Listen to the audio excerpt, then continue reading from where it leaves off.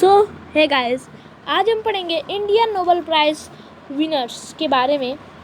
यहाँ पे दिया गया है कुछ नोबेल प्राइज़ विनर्स के बारे में यहाँ पे दिया गया है। तो चलिए शुरू करते हैं। He is a biochemistry who shared the Nobel Prize in Physiology or Medicine in 1968 with Marshall W. Nirbert with Robert W. Hawley. He was born in British India, now part of Pakistan. He was homeschooled by his father until high school. He is Hargobind Khurana. So he is a biochemistry who shared his Nobel Prize in Physiology. So यहाँ पे इसका मतलब होगा, पहले sentence का मतलब कि ये एक बायो केमिस्ट थे और इन्होंने अपना नोबेल प्राइज़ जो वो दो लोगों के साथ शेयर किया था। 1968 में इनको नोबेल प्राइज़ मिला था। इन्होंने मार्शल डब्ल्यू निर्बर्ग और रॉबर्ट डब्ल्यू हॉली के साथ नोबेल प्राइज़ को शेयर किया था। ये जो पैदा हुए थे तो ये ब्रिटिश इंडिया में पैदा हुए थे और ये जो जहाँ पे ये पैदा हुए थे वो पार्ट अभी पाकिस्तान में आता है। जैसे ये इंडिया है तो यहाँ पे पाकिस्तान पहले इंडिया का ही पार्ट था, तो अभी यह पाकिस्तान में चला गया, तो वो ब्रिटिश इंडिया में पैदा हुए थे। इनको घर की पढ़ाई इन्होंने की थी, मतलब 8th तक इन्होंने अपने फादर से पढ़ाई की थी, अपने पापा से पढ़ाई की थी घर पे रह के। तो ये कौन है? हरगोविंद खुराना। तो नेक्स्ट है हमारे, he is an Indian born American British biologist. He shared the 2009 Nobel Prize in Chemistry with Thomas A. Stritch and Ada Eoth. He was also awarded India's second highest civilian honor, the Padma Vibhushan, in 2010. So he is an Indian born American and British biologist. ये India में पैदा हुए थे पर ये American और British biologist भी थे। He shared the 2009 Nobel Prize. इन्होंने जैसे इन्होंने शेयर किया था दो लोगों के साथ, तो इन्होंने भी शेयर किया था 2009 में जीते थे और इन्होंने शेयर किया था थॉमस ए स्ट्रिच और एडा ई योन्थ के साथ। इन्होंने अपना जो नोबेल प्राइज़ उसको शेयर किया था। He was also awarded India second highest civilian award. इनको इंडिया का सेकेंड हाईएस्ट सिविलियन अवार्ड इन्होंने जीता था, जो कि है पद्म विभूषण, जो कि उन्होंने 2010 में जीता। उन्होंने 2009 में नोबेल प्राइज़ जीता, उसके बाद 2010 में पद्म विभूषण जीता। तो वो थे हमारे वेंकटरमन रामाकृष्णन। कौन थे ये? हमारे ये थे वेंकटरमन रामाकृष्णन। सो नेक्स्ट पे चलते हैं। He was the first non European to win Nobel prize in literature in 1913 for his collection of poem Gitanjali. His composition Jan Gan Man and Amar Sanoor Bangla were chosen by two nations, India and Bangladesh, as their national anthem respectively. So यहाँ पे he was first non-European to win Nobel Prize in Literature in 1913. ये जो थे पहले non European थे, मतलब इन्होंने ये पहले यूरोप के नहीं थे जो कि नोबेल प्राइज़ जीते थे लिटरेचर में। ये पहले ऐसे आदमी थे जो कि लिटरेचर में वो यूरोपियन नहीं थे जो कि नोबेल प्राइज़ जीते थे। क्यों इन्हें किस लिए मिला था? क्योंकि इन्होंने पोएम लिखा था, गीतांजलि के लिए मिला था, जिसमें इन्होंने बहुत सारे पोएम लिखे थे, कलेक्शन ऑफ पोएम्स लिखी थी। इनकी कंपोजिशन मतलब इन्होंने जो बनाया था जन गण मन एंड अमर सनोर बंगला.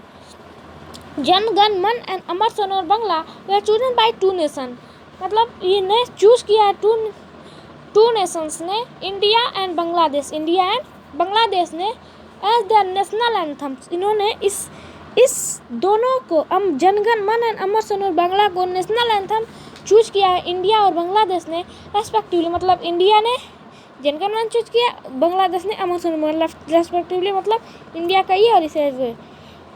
सो यहाँ पर जनगण मन इंडिया का नेशनल एंथम, अमर सनोर बांग्ला बांग्लादेश का है.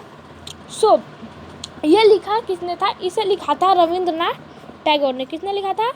रविंद्रनाथ टैगोर ने, जिन्होंने नोबेल प्राइज़ जीते थे कब? 1913 में इन्होंने नोबेल प्राइज़ जीता था. सो यहाँ पे दिया है हमारे नेक्स्ट है, he was an Indian American astrophysicist who with William F Fowler won the 1983 Nobel prize for physics.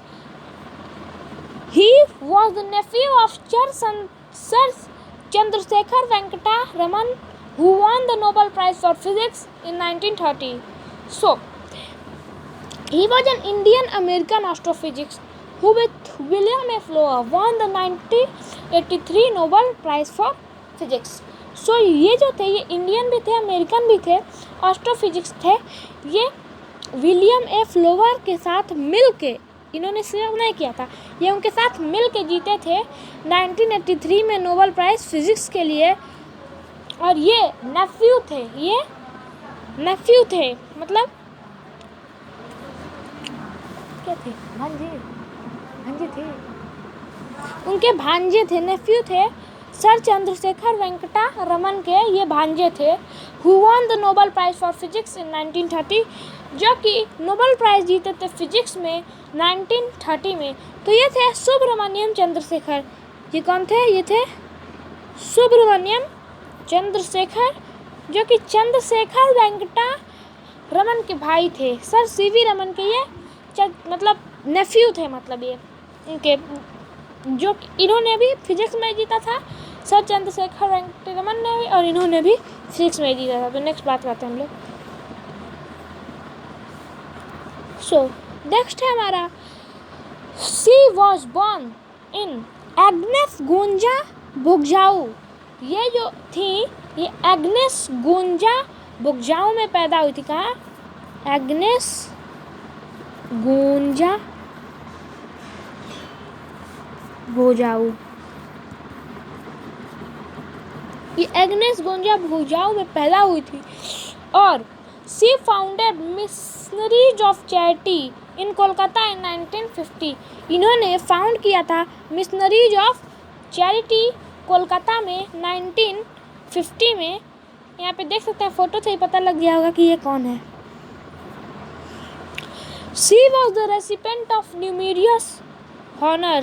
She was the recipient of numerous honor including 1979 Nobel Peace Prize. So मतलब इनको बहुत ज़्यादा हॉनर्स मिले थे, इन्हें बहुत ज़्यादा चीज़ें मिली थी, जैसे बहुत ज़्यादा अवार्ड्स मिले थे इन्हें। और इंक्लूड उसमें 1979 का नोबल पीस प्राइज़ भी इन्होंने जीता था। ये मदर टेरेसा ने नोबल पीस प्राइज़ भी जीता था।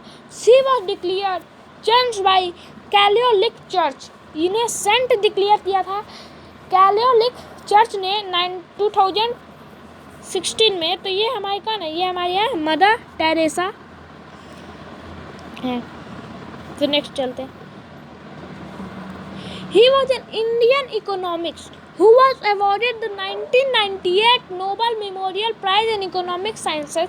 In 2012, he became the first non-American recipient of National Humanities Medal. So, ये इंडियन इकोनॉमिक्स थे जो कि 1998 में Nobel memorial price in economic science, इन्होंने नोबेल मेमोरियल प्राइज़ जीता था इकोनॉमिक साइंस में 1998 में। इन 2012 में he become the first non American recipient. ये पहले नॉन अमेरिकन रेसिपेंट से जिन्हें नेशनल ह्यूमैनिटीज़ मेडल मिला था। जिन्हें नेशनल ह्यूमैनिटीज़ मेडल सबसे पहले किन्हें मिला था? तो सबसे पहले अमर्त्य सेन को मिला था। किसे मिला था? अमृत सेन को, अमर्त्य सेन या फिर अमृत सेन। सो नेक्स्ट, तो यहाँ पे he is an Indian physicist who works was very helpful in the growth of science in India.